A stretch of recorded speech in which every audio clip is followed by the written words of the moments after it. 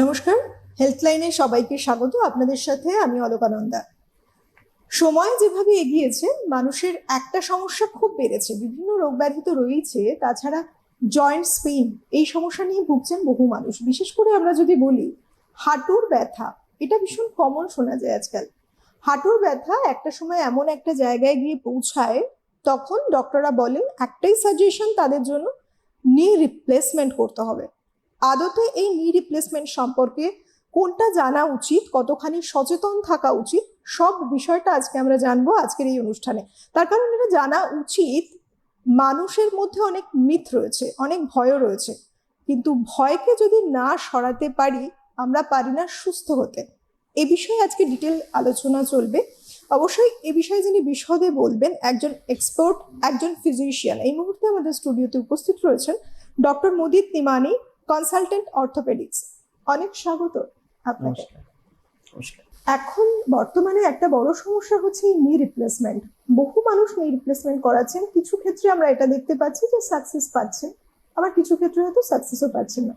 প্রথমেই জানতে চাই যে এটা কি মূলত নি রিপ্লেসমেন্ট, আর কখনই বা আমরা নি রিপ্লেসমেন্টের সাহায্য নিচ্ছি? নি রিপ্লেসমেন্ট মানে হয় না যে পুরো হাঁটুটা কেটে বাদ দিয়ে দিলাম আর একটা নতুন হাঁটু দিয়ে দিলাম, সেই জিনিসটা নয়। কিন্তু আমাদের যা জোড় থাকে বা নি থাকে, হাঁটু থাকে, তার উপরে একটা শিনবোন থাকে, থাইবোন, আর এক থাইবোন থাকে, আর একটা শিনবোন থাকে। তার মাঝখানে একটা জোড় বা জয়েন্ট, যেটাকে আমরা হাঁটু বলি বা নি বলি। এই যে সারফেস আছে তার উপরে একটা কার্টিলেজ থাকে, যেটাকে আমরা উপাস্থিও বলি, যেটা বেসিক্যালি বয়সের সঙ্গে বা অন্য কারণে, বিভিন্ন কারণে ক্ষয়ে যেতে পারে। এবার যখন এই জিনিসটা ক্ষয়ে যায়, দেন ওটাকে আমরা আর্থ্রাইটিস বলি। নি রিপ্লেসমেন্ট যেটা হয়, আমরা এই যে ক্ষয়ে যাওয়া কার্টিলেজ আছে সেটাকে বাদ দিয়ে একটা মেটাল বসাই, অ্যান্ড তার মাঝখানে একটা প্লাস্টিক থাকে। তো এই জিনিসটাকে নি রিপ্লেসমেন্ট বলি। পুরো হাঁটু কেটে বাদ দেওয়া হয় না, ইজ জাস্ট ওই 10 মিলিমিটার বা 5 মিলিমিটার সেরকম বাদ দিয়ে ওই কার্টিলেজকে জাস্ট রিপ্লেস করা হয়। ইট ইজ মোর লাইক রিসারফেস করে দিই রাদার দ্যান রিপ্লেস করলাম আমরা। তো এবার কাদের কে করতে হয় নি রিপ্লেসমেন্ট, এটা আমাদের খুব জানা উচিত। যাদের এন্ড স্টেজ আর্থ্রাইটিস আছে, মানে হাঁটু এতটাই ক্ষয়ে গেছে বা কার্টিলেজ এতটাই ক্ষয়ে গেছে যে একদম হাড়ে হাড়ে লাগছে, অ্যান্ড যখন হাড়ে হাড়ে লাগছে উনি হাঁটতে পারছেন না, পাগুলো বেঁকে গেছে, অ্যান্ড একদমই হাঁটতে পারছেন না, প্রচন্ড ব্যথা হয়, যখন শুয়ে আছেন তখনও ব্যথা হয়, তাদেরকে আমরা নি রিপ্লেসমেন্ট অ্যাডভাইস করি। তাছাড়া কিন্তু অন্য বিভিন্ন কারণে যদি কেউ আপনাকে নি রিপ্লেসমেন্ট অ্যাডভাইস করছে, সেটা একদম সঠিক নাও হতে পারে। কি বয়সের কোনো ব্যাপার থাকে? এখন তো যে সময় আমরা রয়েছি, এখন দেখা যায় অল্প বয়সেও একই সমস্যা আসছে। তো এবার আমরা যেটা রিপ্লেস করলাম, যেটা আপনাকে বোঝালাম আমি, দ্যাট নি রিপ্লেসমেন্ট যেটা করি, ওটা একটা মেটাল কাভারিং থাকে, আর মাঝখানে একটা আল্ট্রা হাই মলিকুলার প্লাস্টিক থাকে, যেটা আগে কার্টিলেজের ওপর কার্টিলেজের মুভমেন্ট হতো, সেটা এখন কিন্তু মেটাল অন প্লাস্টিক মুভমেন্ট হচ্ছে। এবার যেহেতু আপনি হাঁটাচলা করবেন, কিছুটা তো ব্যবহার করবেন না, ওটা ঘষবে। একটা নি রিপ্লেসমেন্টের life in the best of hands, বিশ্বের সবচেয়ে ভালো সার্জনের হাতেও কিন্তু তার লাইফ 25 থেকে 30 বছর, তার থেকে বেশি নয়। রিভিশন যদি আমাদের কখনো করতে হয়, সেটা অনেকটাই চ্যালেঞ্জিং সার্জারি হয়ে যায়, আর অনেকটাই ব্যথা দিতে হয়। তো এবার যদি আমরা অল্প বয়সে করে দিই, ওই লোককে আবার একটা নি রিপ্লেসমেন্ট লাগবে যখন উনি, ধরুন আমরা 25 বা 30 বছরে করে দিলাম, উনি যখন 55 হবেন তখন ওনাকে আবার একটা নি রিপ্লেসমেন্ট লাগবে, যেটা আমরা চাই না। তো মোর অফেন দ্যান নট আমরা যেটা করি, আনলেস অ্যাবসলিউটলি অ্যাডভাইসড, আমরা সবসময় বলি যে অ্যাটলিস্ট টাচ 55, মানে 55 হয়ে যাওয়ার পর আমরা নি রিপ্লেসমেন্ট করতে পারি। কারণ 25 বছর বা 30 বছর যদি লাইফ হয়, তখন আপনি ইজিলি ওইটা কাটাতে পারবেন। তার থেকে আগে করা, যদি একদম হাড় হয়ে গেছে, খুব প্রচন্ড বেশি ব্যথা আছে, একদমই হাঁটতে পারছেন না, আপনার অ্যাক্টিভিটিস অফ ডেইলি লিভিং খুব বেশি ভাগে এফেক্ট হয়ে যাচ্ছে, তখনই আমরা তার থেকে আগে করি। তার থেকে আগে না হলে আমরা করি না। আপনার যদি বয়স কম আছে, অল্প বয়সী লোকেদের আমরা করতে চাই না, রিজনটা আপনাকে আগে আমি বললাম। তো অল্প বয়সী লোকেরা একটা রিলেটিভ কন্ট্রাইন্ডিকেশন হয়ে যায়। এবার যাদের ওয়েট খুব বেশি আছে, বিএমআই মানে খুব খুব মোটা হয়ে রয়েছেন উনি, ওদের নি রিপ্লেসমেন্ট করতে গিয়ে আমরা একটা জিনিস সবসময় বলি যে ওদের হাঁটু হয়তো এতটা লাস্ট করবে না, ওনার নি রিপ্লেসমেন্ট এতটা লাস্ট করবে না। আগে হাঁটু ক্ষয়ে গেছে কারণ ওনার ওজন বেশি ছিল, এবার নি রিপ্লেসমেন্টও হয়তো পুরোটা সাকসেসফুল হবে না কারণ ওনার ওজন এতটাই বেশি আছে যে ওনার অনেক ধরনের আলাদা ইস্যুজও হতে পারে। তো সেটা আমাদেরকে আগে একটু ঠিক করে তারপর আমাদেরকে টুয়ার্ডস নি রিপ্লেসমেন্ট এগোতে হয়। মানুষের বেশ কিছু ভয় আছে মনে, যেটা আমি প্রথমেই বলছিলাম যে নি রিপ্লেসমেন্ট আদতে কি আমি সাকসেস পাবো, পরে কি সঠিকভাবে হাঁটতে পারবো। তো বেসিক্যালি এটা সত্যি কতখানি রিস্ক থাকতে পারে একটা মানুষের ক্ষেত্রে? একটা জিনিস আপনাদেরকে বলতে চাই, নি রিপ্লেসমেন্ট অর্থোপেডিক সার্জারিজ এর মধ্যে probably one of the most successful surgeries. নি রিপ্লেসমেন্টের পুরো সারা ভারতে সাকসেস রেট ইজ 95%। তো 95% যে কোনো সার্জারির জন্য খুবই ভালো একটা সাকসেস রেট। কিন্তু যে কোনো সার্জারি সাকসেস হওয়ার জন্য কয়েকটা জিনিস আমাদেরকে খেয়াল রাখতে হয়।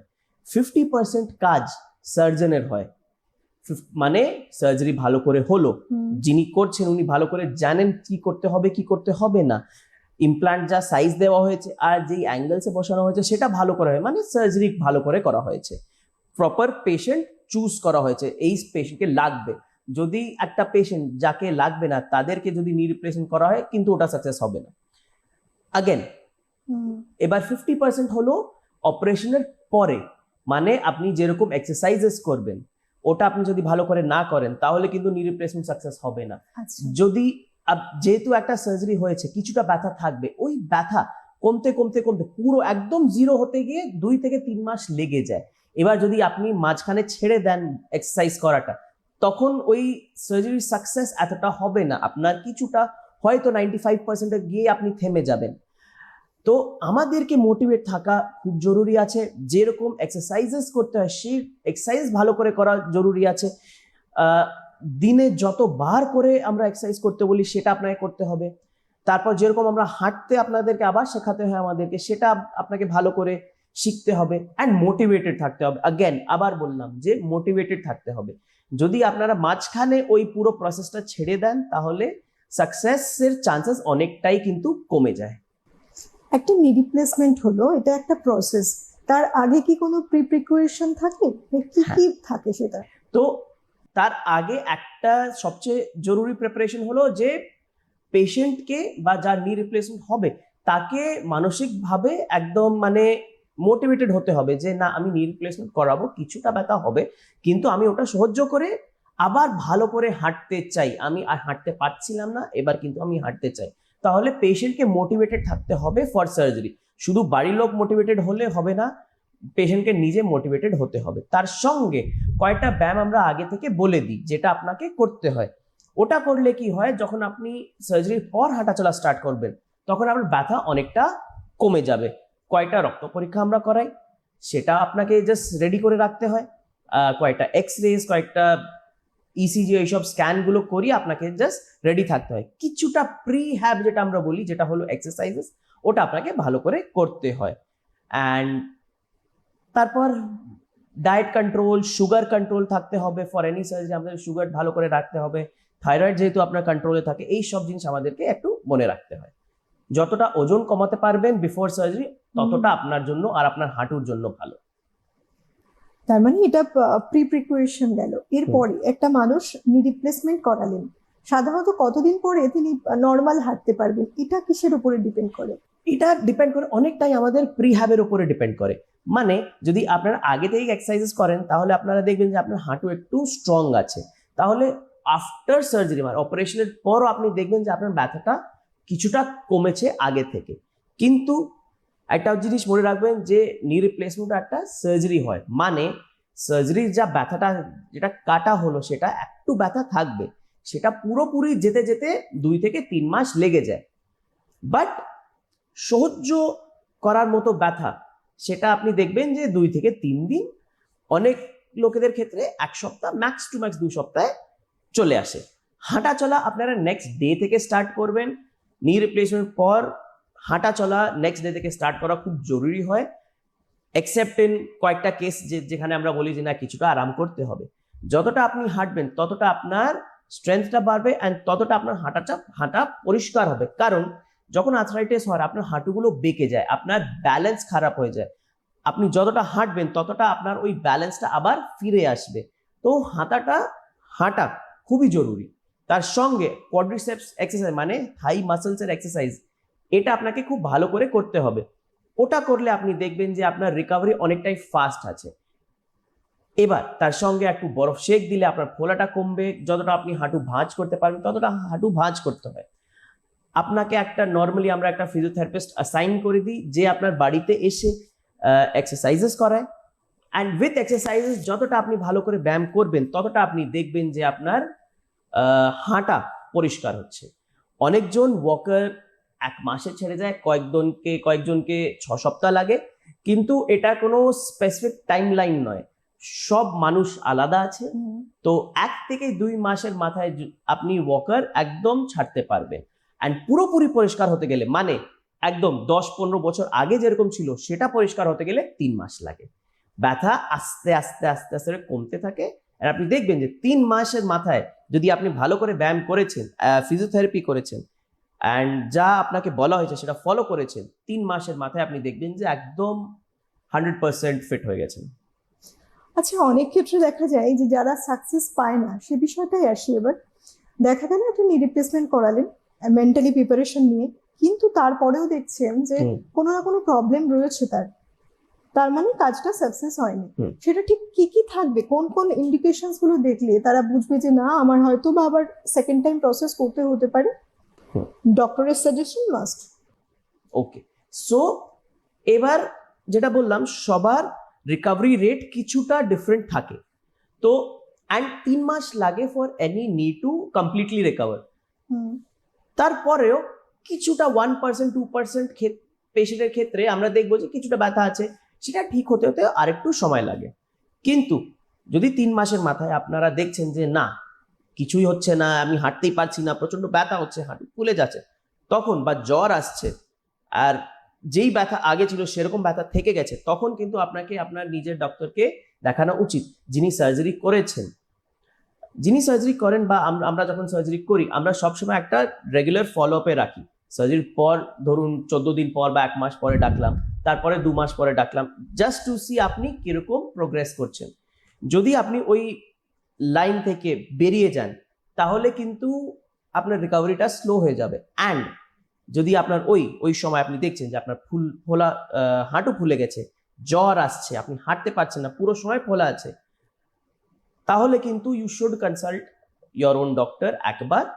অ্যান্ড তখন আপনাকে দেখতে হবে যে কি কারণে আপনি এখনো হাঁটতে পারছেন না, বা আপনার ফোলা এখনো কেন আছে। এটা কোনোভাবে ইনফেকশন হতে পারে, বা হয়তো সার্জারিতে কিছু প্রবলেম হয়েছে, বা হয়তো আপনি এক্সারসাইজ ভালো করে করেননি। তো ওখানে আমরা আপনাকে মোটিভেট করতে পারবো যে না, আপনার জাস্ট এক্সারসাইজের প্রবলেম আছে, আপনি এক্সারসাইজ করলে আপনি ভালো হয়ে যাবে। তো অবশ্যই 3 মাসের মাথায় কিন্তু নিজের ডক্টরকে আবার কনসাল্ট করতেই হবে। ভালো হলো বা না হলো 3 মাসের মাথায় একবার দেখাতেই হবে। টাইম লিমিটেশন 3 মাস। 3 মাসের মধ্যে যদি মানে উনি বুঝতে পারছেন যে কোনো রকম রিকভারি হচ্ছে না, সেক্ষেত্রে ডক্টর কনসাল্ট করছে। আচ্ছা, এরপরে এই যে পোস্ট অপারেটিভ যে ফেজটা রয়েছে, সাধারণত কি কি দিয়ে থাকেন বাড়িতে প্র্যাকটিস করার জন্য? আর সেগুলো যদি কোনো কারণে তারা না করে ফলো, কোনো হয়তো বেশ কিছু নিয়ম ফলো করছে কিন্তু কিছু স্কিপ করে গেল, সেক্ষেত্রেও কি প্রবলেম আসতে পারে?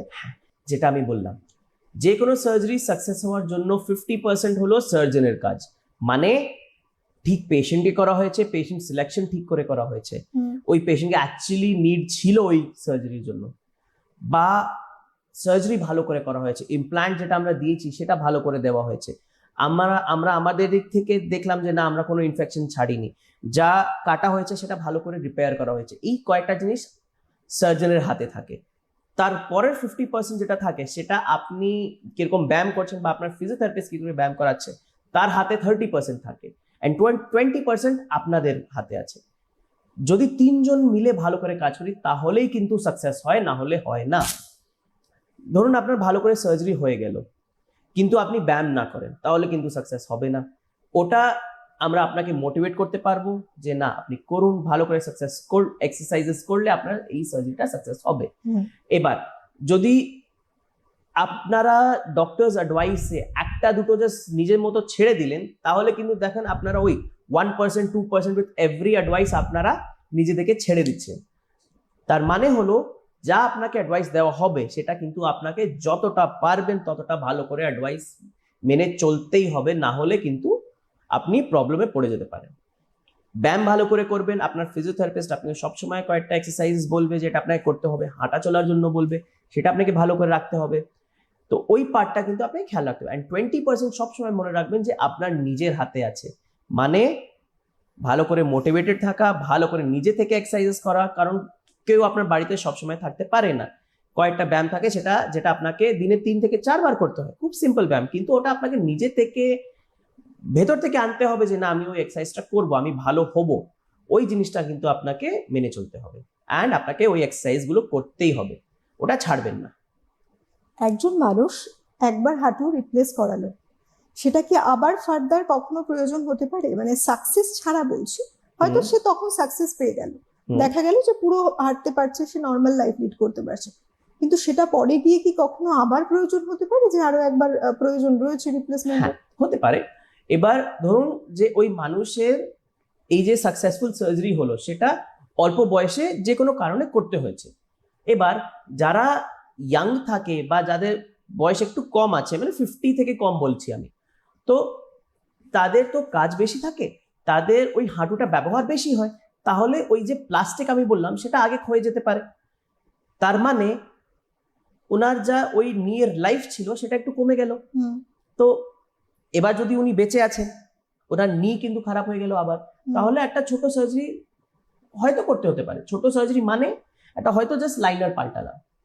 এবার এটাও হতে পারে যে ওনার অন্য কোনো কারণে কিছু একটা প্রবলেম পরে স্টার্ট হয়েছে, বা হয়তো চোট লেগে গেছে। আবার যদি চোট লেগে যায় ওই সেম হাঁটুতে, তখন আমাদেরকে আবার ওই জিনিসটাকে ভালো করে দেখতে হবে যে ওই হাঁটু কেমন আছে, ঠিক আছে কিনা, ওটাকে কি আরো আমাদেরকে মজবুত করতে হবে কি করতে হবে না সেটা লাগবে।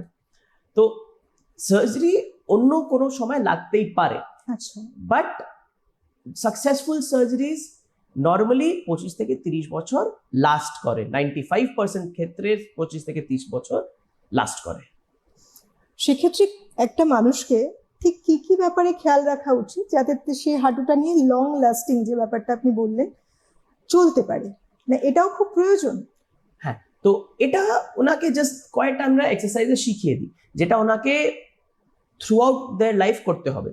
ওটা সিম্পল এক্সারসাইজ যেটা আপনাকে মানে দিনে 5 থেকে 10 মিনিট থেকে বেশি লাগে না। আর যেটা যদি আপনি নি রিপ্লেসমেন্ট নাও করান, তাও যদি আপনারা ওই এক্সারসাইজগুলো করেন, ওটা আপনার হাঁটুর জন্য ভালো থাকবে।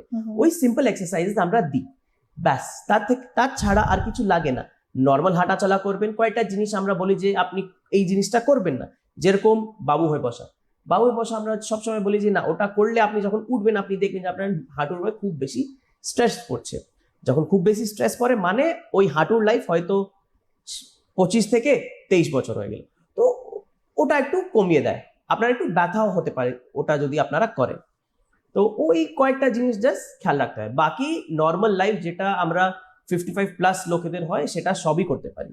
খুব একটা কোনো জিনিস বারণ থাকলে সেরকম থাকে না। আচ্ছা আচ্ছা, সাধারণত কি কি ইনভেস্টিগেশনস থাকে এর জন্য? আমরা নর্মালি একটা রুটিন ব্লাড টেস্ট করাই, যেটা সিবিসি, ইএসআর, থাইরয়েড প্রোফাইল, পিটিআইএন এইসব ব্লাড টেস্ট করাই। হাঁটুর একটা এক্সরে করাই। যদি আপনার ডিফর্মিটি খুব বেশি আছে তাহলে আমরা একটা স্ক্যানোগ্রাম বলে একটা এক্সরে হয় সেটা করাই। ইসিজি, একো, যেহেতু আপনার বয়স বেশি আছে এক্সপেক্ট করছি, তার সঙ্গে চেস্ট এক্সরে, ইউরিনের কয়েকটা পরীক্ষা করাতে হয়। এইসব পরীক্ষা করিয়ে তারপর একটা প্রি অ্যানেস্থেটিক চেক আপ করাই আমরা। অ্যানেস্থেটিস্টকে দেখাই যে উনি ভালো আছেন, উনি কি সার্জারিটা করাতে পারবেন কি করাতে পারবেন না। যদি আমাদেরকে ওই অ্যানেস্থেটিস্ট গ্রিন সিগন্যাল দেয় তাহলেই we go ahead with surgery. কারণ যারা করাচ্ছে তাদের বয়স তো বেশি, হয়তো ডায়াবেটিস আছে, হয়তো হাই ব্লাড প্রেশার আছে, হয়তো থাইরয়েডের নানা রকমের সমস্যা থাকতে পারে। তো ওই সার্জারি কতটা সাকসেস হবে সেটা আমরা, বা রাদার করতে পারবো কি করতে পারবো না সেটা আমরা অ্যানেস্থেটিস্টকে দেখিয়ে তারপরই আগে মুভ অ্যাহেড করি। আচ্ছা, এখন ভীষণ একটা প্রচলিত এবং খুব জনপ্রিয় একটা প্রসেস হচ্ছে রোবোটিক সার্জারি। এই বিষয়টা কি মূলত? আচ্ছা, তো এবার কয়েকটা অ্যাডভার্টাইজমেন্টস আপনারা হয়তো দেখেছেন যে রোবোটিক সার্জারি হচ্ছে। রোবোটিক সার্জারি, রোবটটা অ্যাকচুয়ালি কি ধরনের জিনিস। রোবট তো অ্যাকচুয়ালি সার্জারি করে না, সার্জারি মানুষই করে। সার্জারি কি করে, রোবট কি করে, রোবট একটা ছোট জন্তু থাকে, তার মাথায় একটা ক্যামেরা থাকে। তো ওই ক্যামেরা দিয়ে আমরা কি করি, এখানে দুটো হাঁটুতে ম্যাগনেটিক পোলস বসাই বা ট্র্যাকার্স বসাই। ওই ক্যামেরা যে রোবটে আছে সেটা এই ট্র্যাকারকে ডিটেক্ট করে অ্যান্ড আমাদেরকে দেখিয়ে দেয় কতটা কাট করতে হবে। আমাদের প্রিসিশনটা একটু বাড়ায় বাই মিলিমিটার্স। যেটা বললাম, যা হাঁটু যেটা আমরা রিপ্লেস করি, we cut by 5 millimetres, 2 millimetres, সেরকম কাট হয়। তো ওই জিনিসটা কতটা অ্যাঙ্গেলে কাটতে হবে, কতটা মিলিমিটার্স কাটতে হবে, সেটা রোবট আমাদেরকে দেখিয়ে দেয়। এবার ওটা করলে কি হয়, আমাদের সার্জারিটা অনেকটাই বেশি প্রিসাইজ হয়ে যায়। আশেপাশে যে কাটাকুটি করতে হতো রোবটের আগে, সেটা আমাদেরকে করতে হয় না। তো তার ফলে আমরা কি দেখেছি, যে অপারেশনের পর যে ব্যথাটা হয় সেটা অনেকটাই কমে যায়। 6 মাস পর আপনারা দেখবেন যে যদি আপনি একজন ভালো সার্জন দিয়ে করিয়েছেন বা একটা রোবট দিয়ে করালেন, 6 মাসের মাথায় দুজনই এক। কিন্তু ইমিডিয়েটলি আফটার সার্জারি যেটা হয়, যেই ব্যথাটা হয়, সেটা রোবটে আমরা দেখেছি যে কিছুটা কমে যায়।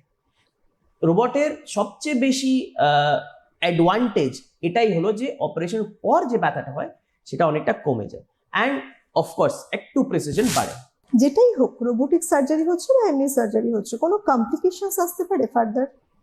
কমপ্লিকেশন বলতে গেলে আসতেই পারে, যে কোনো সার্জারি কমপ্লিকেশন আসতে পারে। তো সবচেয়ে জরুরি যেটা আমাদেরকে মেনে রাখতে হবে বা যেটা আমাদের জন্য সবচেয়ে ভয়ঙ্কর, সেটা হলো একটা ইনফেকশন। তো তাই জন্য আমরা সবসময় বলি যে যদি আপনার নি রিপ্লেসমেন্ট করাচ্ছেন তাহলে একটা ভালো জায়গায় করাবেন। ওটা করলে কি হয়, ইনফেকশনের চান্সেস অনেকটা কমে যায়। তার সঙ্গে আমরা বলি যে আপনার সুগার কন্ট্রোলে থাকতে হবে। সুগার যদি কন্ট্রোলে থাকে, আপনার ইনফেকশনের চান্সেস অনেকটাই কমে যায়। থার্ড যেটা হয়, সার্জারির কমপ্লিকেশনস, মানে যেহেতু ইমিডিয়েটলি আফটার সার্জারি যদি আপনারা ভালো করে এক্সারসাইজ না করেন, তাহলে কি হয়, একটা স্টিফনেসের ব্যাপার চলে আসে। যদি হাঁটু স্টিফ হয়ে গেল, তাহলে কিন্তু আমাদেরকে আবার অন্য ধরনের একটা ইদার সার্জারি করতে হয় বা অ্যাগ্রেসিভ ফিজিওথেরাপি করে আবার আপনার ওই হাঁটুকে সেরকম মুভমেন্ট করাতে হয়।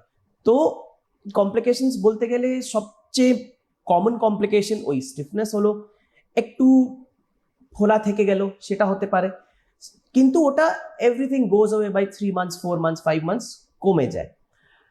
ভয়ঙ্কর কমপ্লিকেশন বলতে গেলে ইনফেকশন হলো, তার সঙ্গে হয়ে গেল যদি কেউ সার্জারি ঠিক করে না করেছে তাহলে ইমপ্লান্ট সাইজ গন্ডগোল হয়ে গেল বা কোনো অ্যাঙ্গেলসের গন্ডগোল হয়ে গেল, তো সেটা হতে পারে।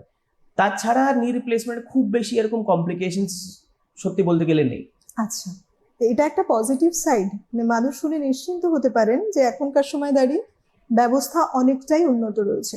একটা বিষয় জানতে চাইবো যে অনেক সময় দেখা যায় যে কিছু অ্যাক্সিডেন্টাল কেস ঘটে, অ্যাক্সিডেন্টাল কেস ঘটলেও দেখা গেল এমনভাবে ইনজুরি হলো বা ফ্র্যাকচার হয়ে গেল, তখনও তাকে নি রিপ্লেসমেন্ট করাতে হতে পারে।